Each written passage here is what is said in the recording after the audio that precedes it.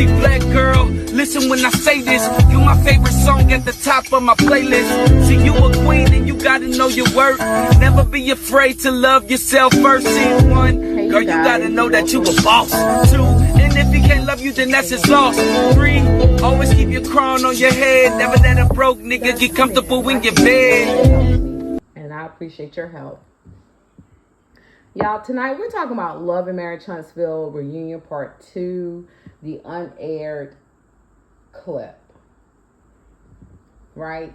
It's like, yeah, we're going to talk about it. We're going to talk about it because it's been all over. But I have a question. I want to start off with a question, you guys. And this is definitely a question to Melody.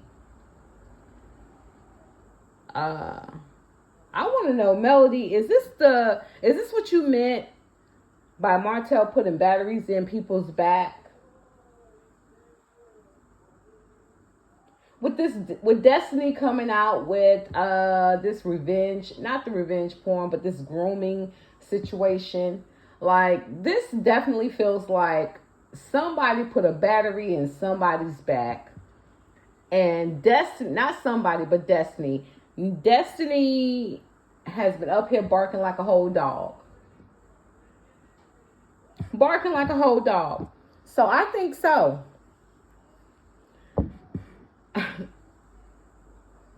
Y'all, but before I go any further, and get into Destiny, Dusty Desperate Destiny, Peyton Dash Williams, I want to say, Letitia, please. Letitia, please don't think you are safe just because I'm starting off with Destiny. Because I'm going to gather you two a little bit. Destiny, and this is what I want to say to her. Destiny, don't you ever, going forward in your life and or your next life, try to sneak diss or shame anyone that you think has a big anything, as long as you have those big ass eyeballs dangling outside your motherfucking head. You old fish-eye fool, you. Don't you ever come for nobody else, Destiny. Please. Destiny, you said you spent time in a group home at some point in your life, right? That's what you said. Those are your words. And I can believe it. Because your roots are showing, honey. It's showing that you grew up in a group home. Now, this ain't no diss to anyone that has had that went through that. This is no diss to that at all. But for Destiny, I'm going to drag her by her permed ass hair. That's what I'm going to do.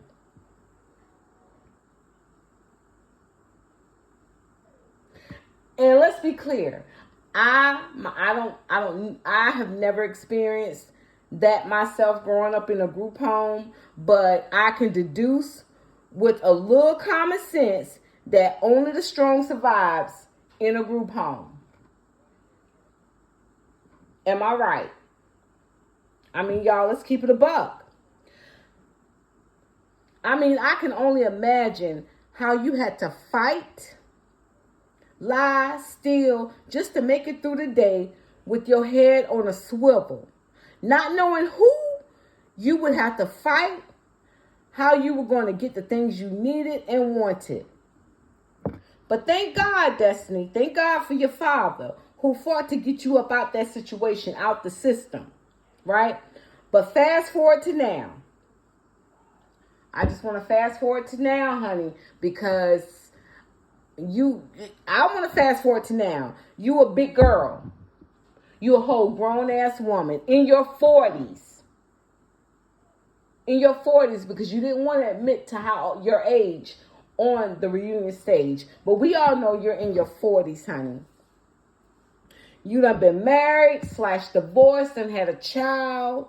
And you still dealing with some things. You still dealing with the demise of said marriage. And I get that, right? It must be hard. I'm assuming it might be a little hard, might be a little tough. And I get it. I've been there. I've been married and divorced. I've been married longer than you, but that's besides the point. This ain't about me. I mean, for anyone to have to go through what you probably going through. But you made your way onto the big screen with reality TV. And more specifically, Love and Marriage Huntsville reunion stage. And just in my opinion, and everything that I say is in my opinion. This is just my opinion on what I've been seeing on TV. Destiny, you mentally fucked up. You're closed-minded. Yeah, your mind is in a box. Your mind is in a box.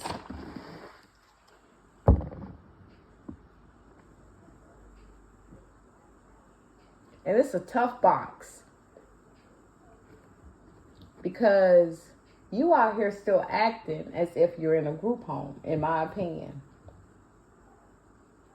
You out here on this reunion stage saying and acting as if you still in a group home.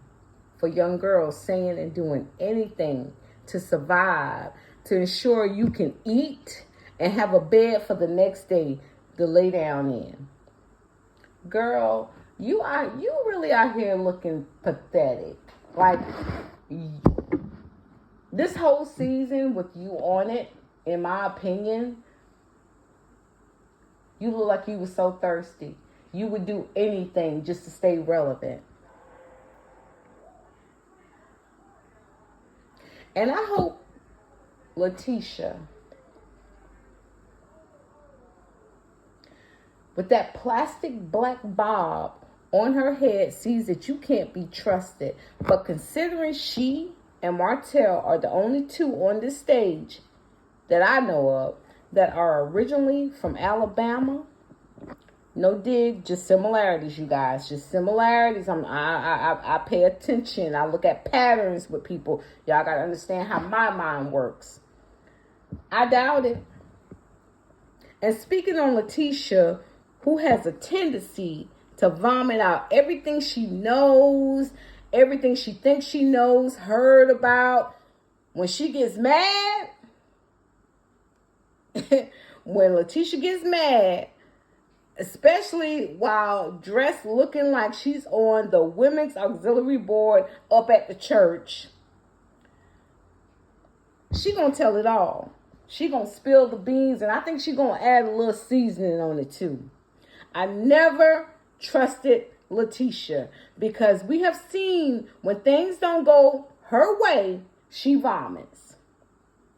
Did y'all see the scene of her, Marceau, Marcus, the showrunner, in their dressing room after a scene of the reunion? And Letitia was telling Marcus how Melody does not ever take accountability about anything that she does, and she don't want to hear nobody else's point of view. I was like, Letitia, girl, what?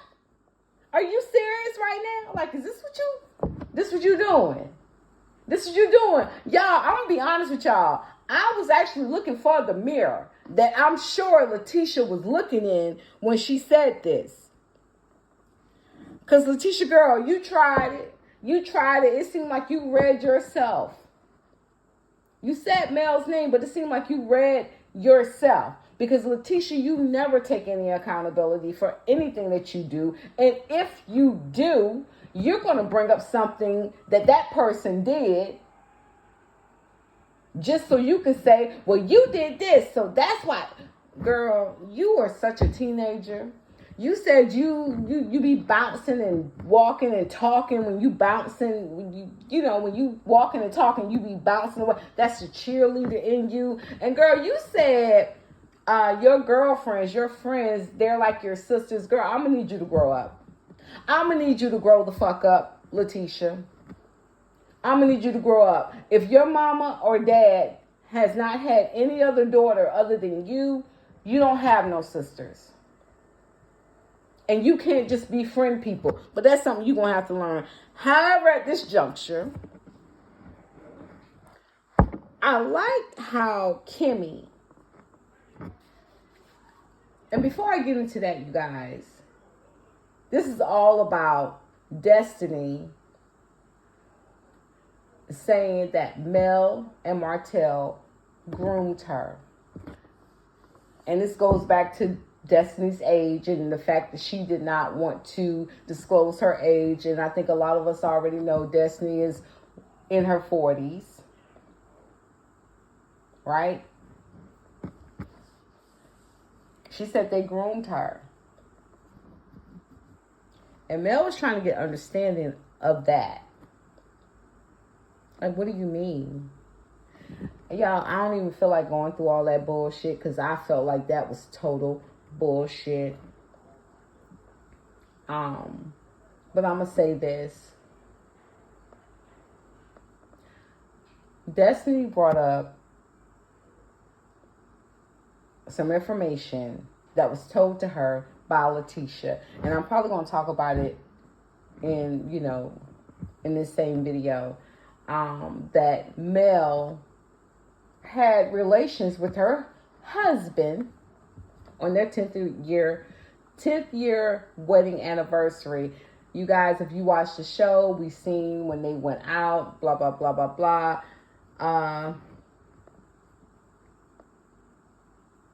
And I think they had a good time. The three couples, the two Scott couples, and Mel and Martell, when Mel and Martell were married, I think they had a good time, right? And I think they did some things. They did some things. I don't think it was just one couple. I think all three couples did some things, right? But Letitia disclosed with dusty ass, desperate ass Destiny that Mel gave her husband at the time a good time. Right? But anyway, let me get back into my commentary, you guys. That's just a little side note, just in case I'm not telling you guys, or you guys don't know. However, at this juncture, I liked how Kimmy asked Yo-Yo Eyes Destiny, how did she know what Mel did with her then husband? Right? On their 10th year wedding anniversary in the limo, when there was only three couples there. And not you, Destiny, because your ass wasn't there. Destiny said Letitia said Letitia told her. And also I believe Letitia admitted to telling her because she was mad after the adult field day event. But Letitia, in a very tired attempt, blamed it on Martell. Right? Listen.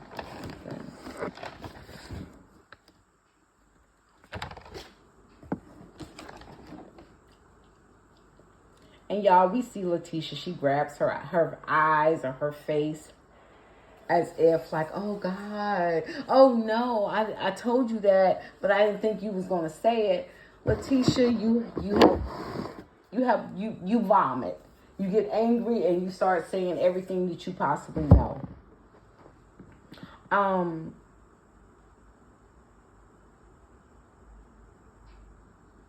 And Destiny tried to use that one thing, amongst other things, as if Mel and Martell groomed her. She talked about how she was at Mel's house and Mel begged her to stay. But Miss Nell and Chris Fletcher were both there.